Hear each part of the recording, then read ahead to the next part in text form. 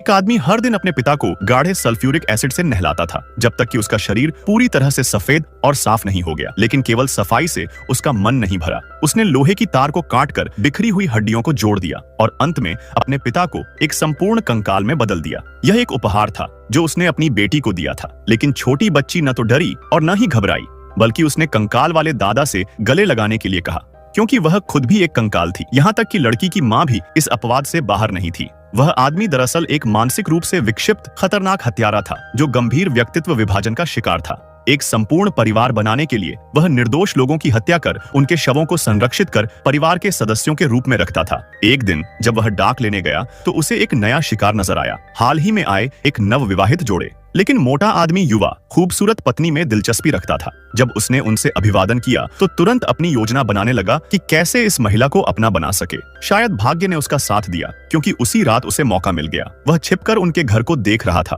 और सौभाग्य से वे उसके बारे में कुछ भी नहीं जानते थे। अगले दिन जब दंपति ने देखा कि पिछली रात गिरा हुआ पोस्ट बॉक्स अचानक ठीक हो गया था, तो उन्होंने अनुमान लगाया कि यह मोटे आदमी ने ठीक किया होगा। फिर भी वे उससे मिलने और धन्यवाद कहने का फैसला करते हैं। शिकार को जाल में आता देख मोटा आदमी उन्हें अपने घर आमंत्रित करता है। बातचीत के दौरान उसे पता चलता है कि पति डेविड एक डॉक्टर है और पत्नी अन्ना एक पत्रकार। उनके माता पिता का निधन हो चुका है और इस इलाके में उनका कोई दोस्त नहीं है। मोटे आदमी के लिए यह एक आदर्श स्थिति थी।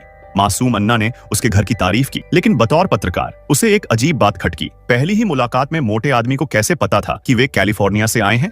अन्ना के सवालों से बचने के लिए उसने बहाना बनाया कि उसने उनकी कार की नंबर प्लेट देखी थी और बताया कि वह भी एक समय के लिए कैलिफोर्निया में रह चुका है। लेकिन जैसे ही उसने अन्ना को समझाया, उसे अचानक से भ्रम होने लगा कि अन्ना उसे लुभा रही है, अपनी शादी से नाखुश है और उसे ही अपना असली प्रेमी मान रही है। इसके बावजूद उसने खुद को संयमित रखा। जब अन्ना ने उसे रात के खाने पर अपने घर बुलाया तो वह खुशी खुशी मान गया। इस मौके का फायदा उठाने के लिए वह उनके घर गया और पूरा घर देखा, यहाँ तक कि बेडरूम भी।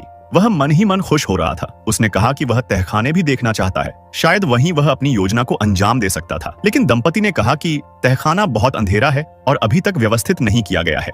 डिनर के दौरान दंपति ने अपनी दुखद कहानी सुनाई। उनकी एक बेटी थी, लेकिन कैंसर के कारण उसकी मौत हो गई थी। वे इस जगह पर नई शुरुआत करने आए थे। उनकी उदासी देखकर मोटे आदमी ने खुद को रोक लिया और वहां से चला गया। लेकिन उसने सीधे अपने घर नहीं गया, बल्कि उनके घर के पिछवाड़े में छिपकर उनकी गतिविधियों पर नजर रखने लगा। वह देखता है कि पति पत्नी अपनी बेटी की मौत को लेकर झगड़ रहे हैं, लेकिन वे इस बात से अनजान थे कि मोटा आदमी उनकी हर हरकत देख रहा था। लेकिन तभी मोटे आदमी की पत्नी, जो दरअसल उसकी मानसिक बीमारी का हिस्सा थी, उस पर चिल्लाने लगी, कहने लगी कि अन्ना उसके परिवार के लिए खतरा है। यह सुनकर वह गुस्से में भर गया और पत्नी को शांत करने के लिए उसे वही सजा दी जो उसने अपनी पहली पत्नी को दी थी।